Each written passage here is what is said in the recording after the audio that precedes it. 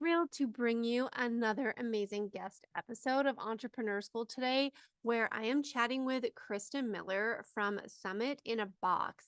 And after re listening to this episode that we recorded some time ago, I am just so reinvigorated about the idea of hosting a virtual summit and how this particular strategy can replace the multiple other things that you're already doing for marketing.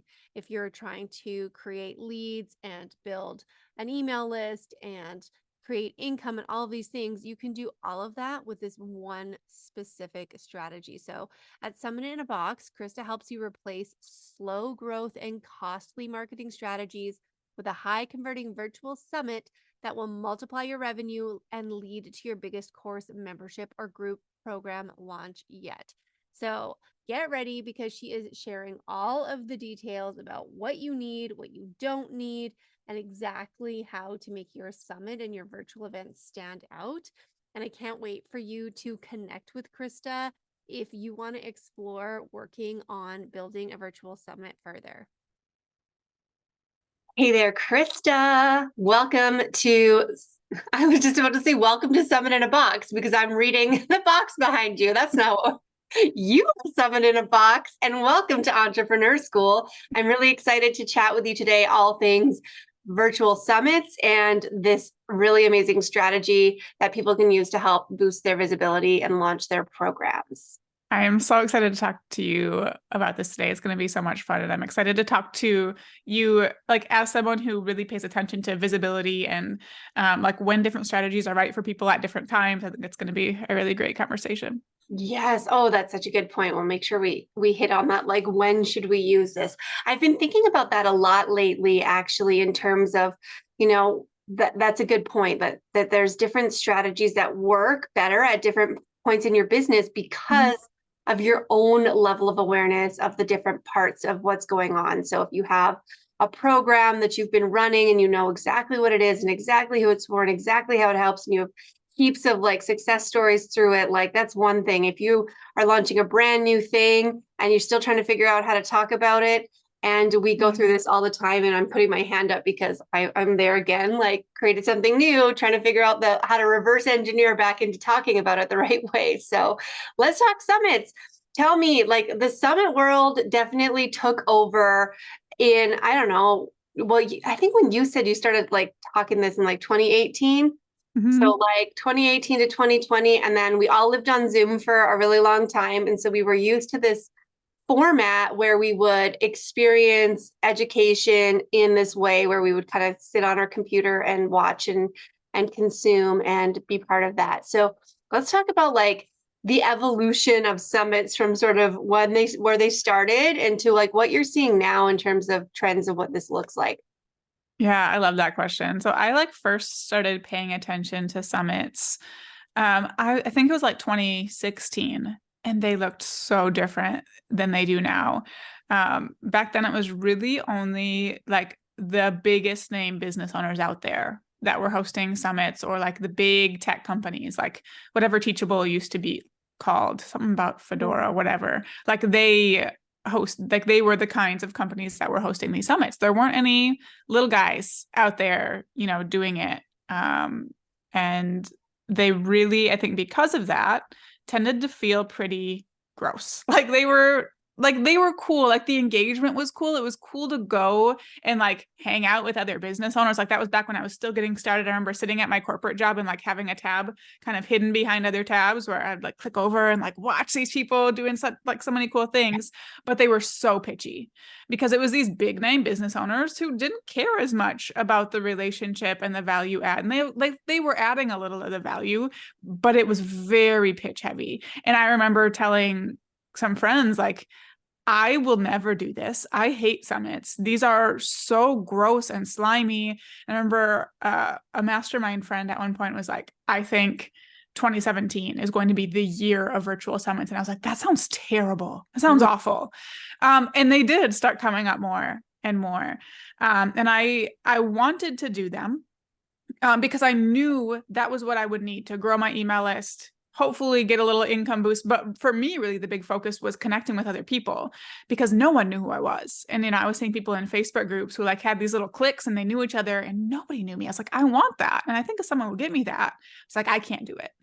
But then there was a day I was driving in the car and just like suddenly had the revelation, like, I can do this my way. I don't have to host like a general summit where I'm trying to copy all these big players. At the time I was doing website development for designers. I was like, I can do a summit just for designers. And that would be really cool. There was no one doing that back then. I had never seen a super niche summit. It was like a summit for all online business owners is what was happening. Yeah. And I don't want to necessarily say that like I started it. I'm guessing there were quite a few people who started seeing that and moving into it at the same time.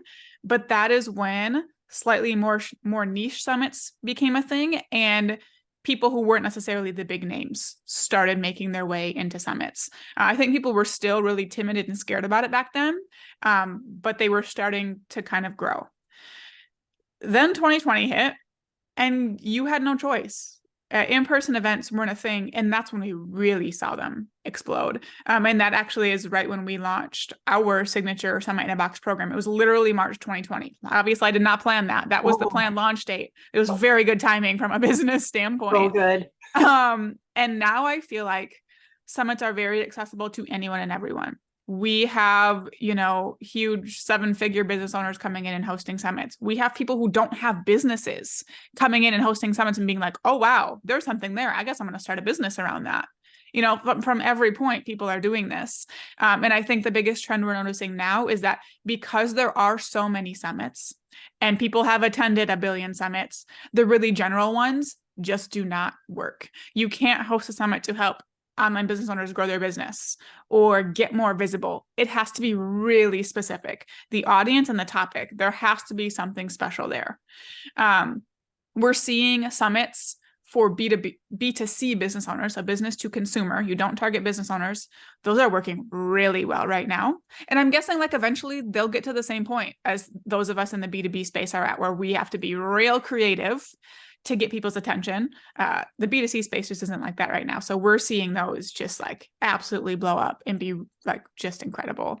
But the more we move into summits, the more people that do them, the more creative you have to be with the way you position it and make people want to attend.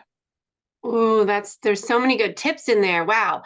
Definitely love that idea of being super niche and like really specific, so that, because I think the biggest objection from somebody on the side of wanting to participate as a participant, as a listener, consumer, or whatnot in the summit is time, right? Mm-hmm. And so, well, what am I going to spend my time on today? Am I going to sit and watch, multiple hours of presentations on a summit?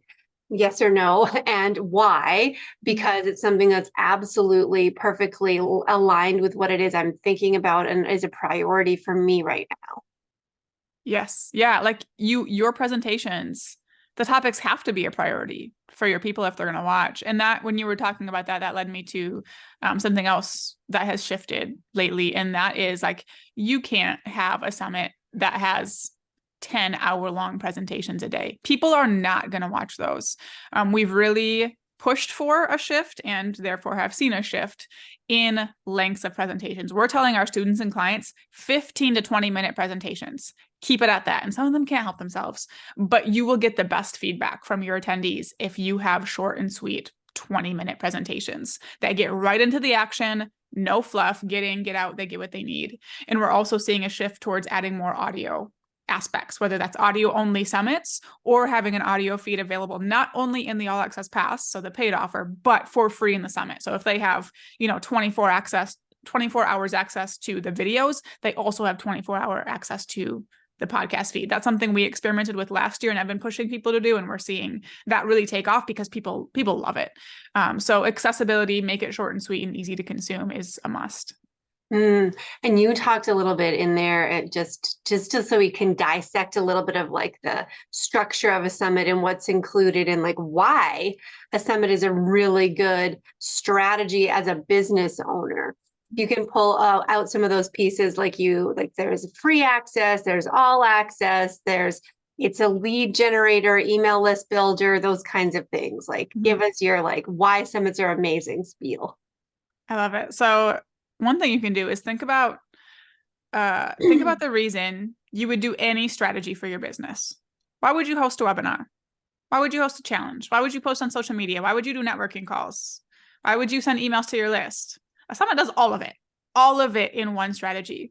So you are first going out and connecting with other business owners to bring on speakers for your event. Some of those will, ideally be some people you know and are acquainted with. Some of them are going to be cold pitches and making brand new connections that can then benefit your business for years down the road when you do it right and nurture them in the right way and give them a really great experience that gets them results.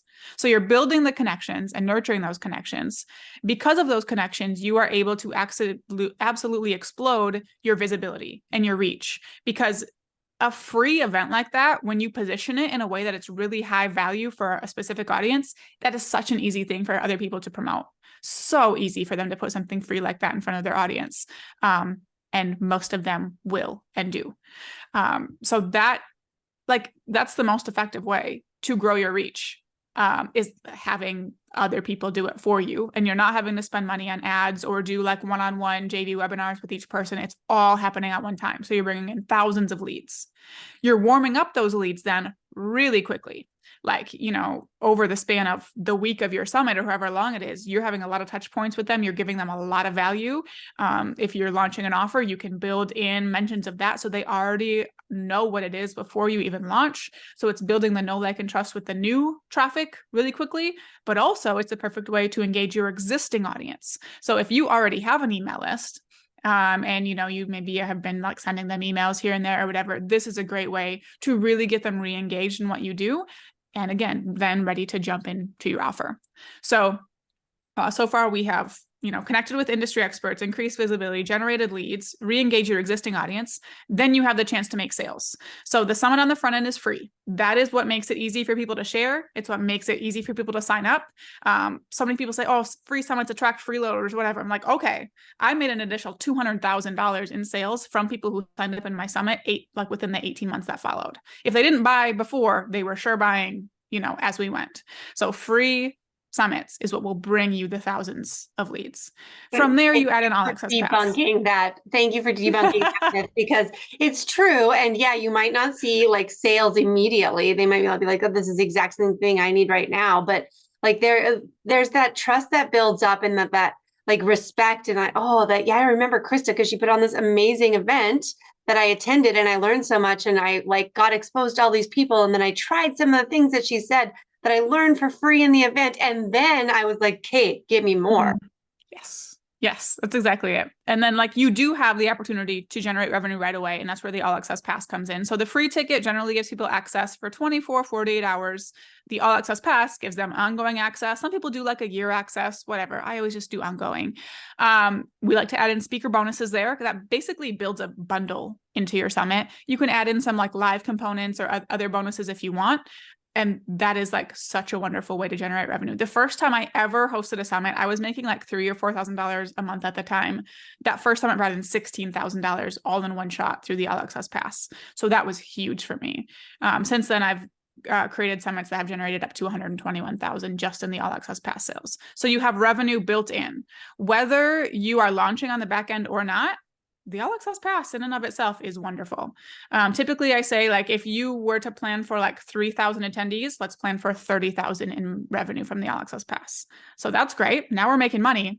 But then if you have an offer, whether it's a service, product, membership, whatever, now you launch that on the back end. You build it in really strategically. You build awareness of it throughout the summit without pitching it, because we don't want to pitch fast like they did back in 2017, but you lead right into a launch of your signature offer. The first time I did it, it brought in 63,000 in sales. The second time it brought in 78,000 in sales.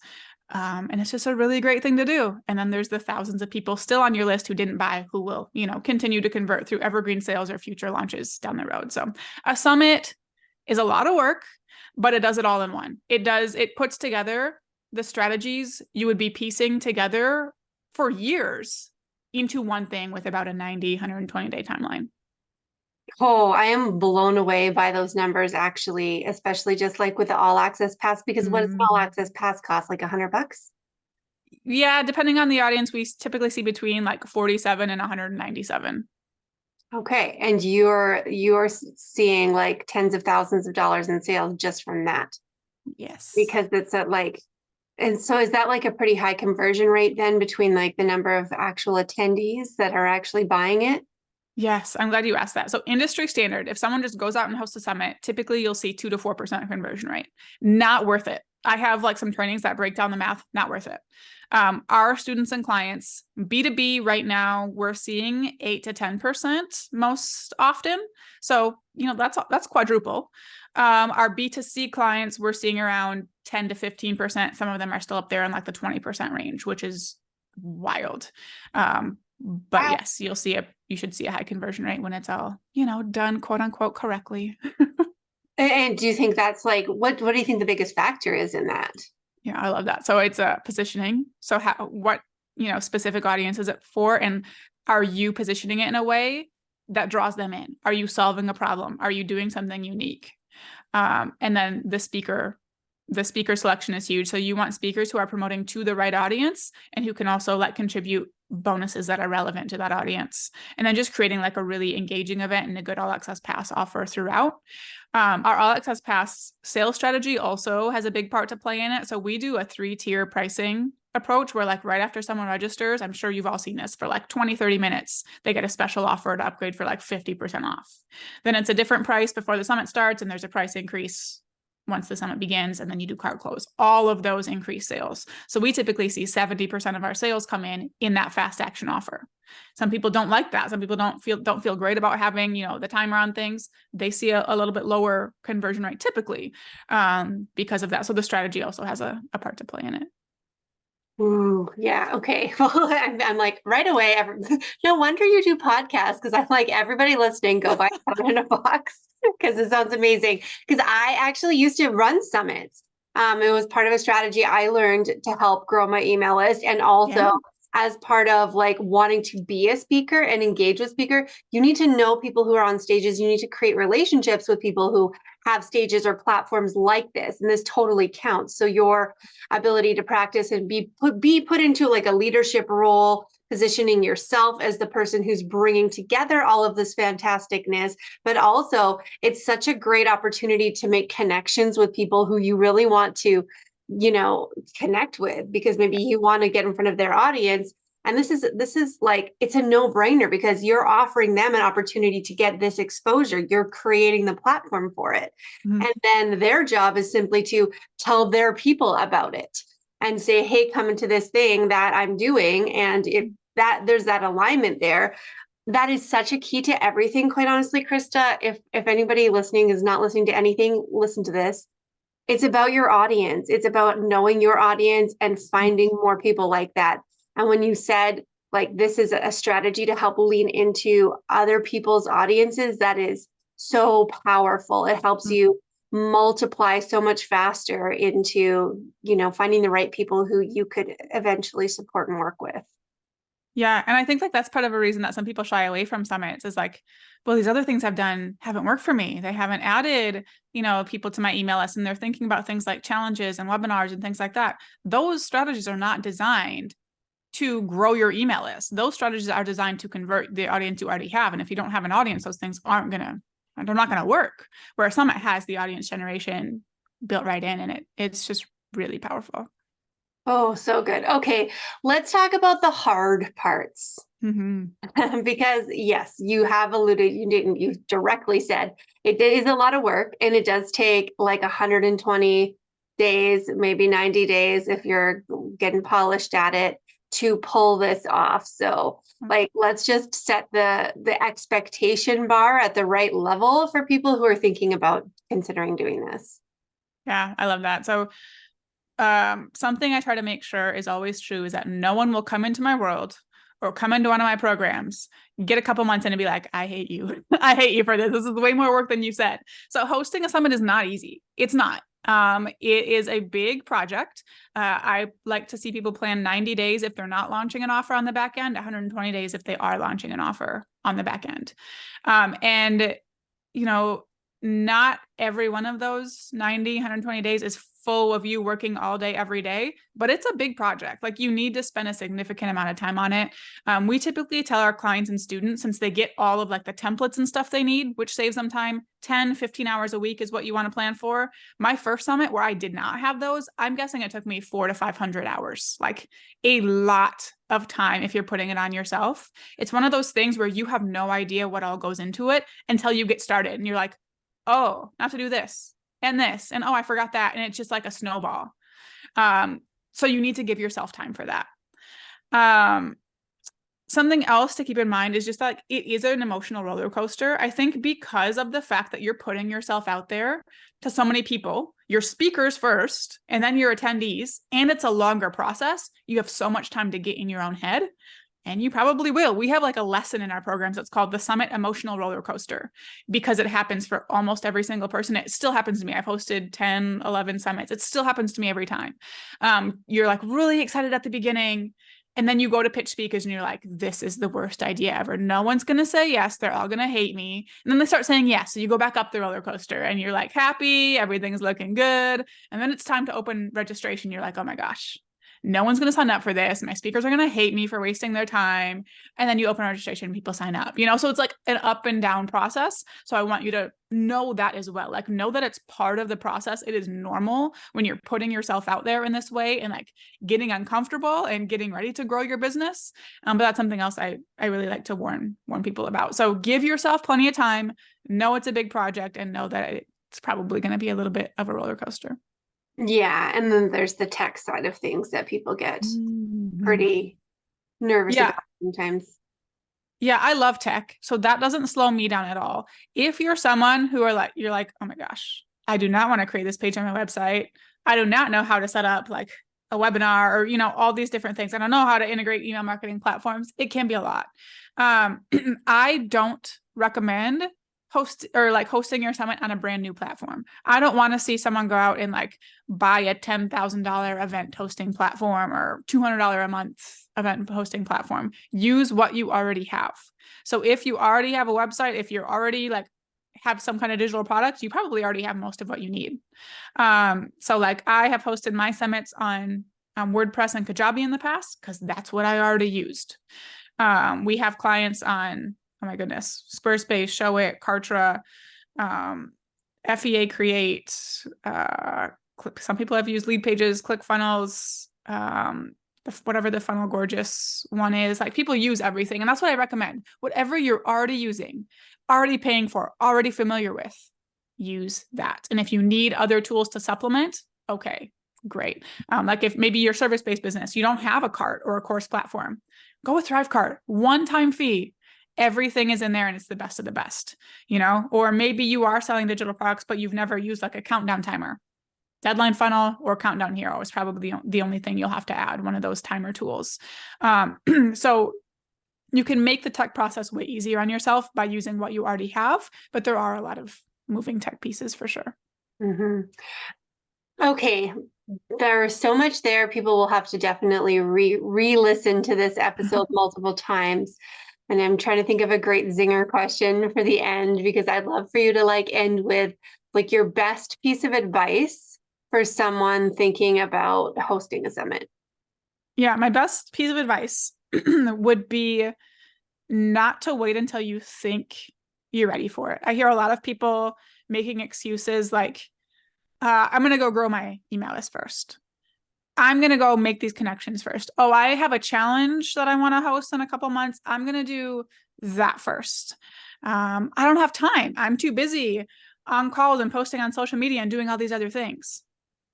If you host a summit, you don't need to do those other things. They replace all of those other things and does it much more effectively. So I want you to look at that. Are you putting off a strategy that will grow your business way faster than other things because these other things are in the way? I did that. That's why I know to look out for it, because I did it. And I literally sat down one day, listed out a bajillion things I was doing. It was ridiculous. I was like, okay, what's not actually working for me? It was like, weekly YouTube videos, posting 10 times a day on Twitter, posting on my Facebook page, like all of these silly things that took so much time that weren't doing a darn thing. I got rid of all those things and suddenly I had time for a summit. And then after my summit, I did have the freedom to be like, okay, do I want to add any of those other things back? Most of them I did not, but like that just gives you so much freedom to focus in on the strategies that are working for you. So don't put off a summit because you are too busy with things that aren't working. And if you are waiting to host a summit until you have an audience, until you have the connections, you're doing it backwards because a summit will get you those things.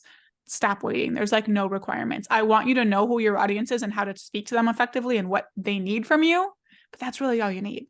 Everything else will probably come as a result of the summit. Oh, well, I'm convinced. I want to go back and do something again. Chris is going to hear a lot from me. I love it. That's so good. That's amazing. And so true. You know, sometimes I feel like we're sitting around.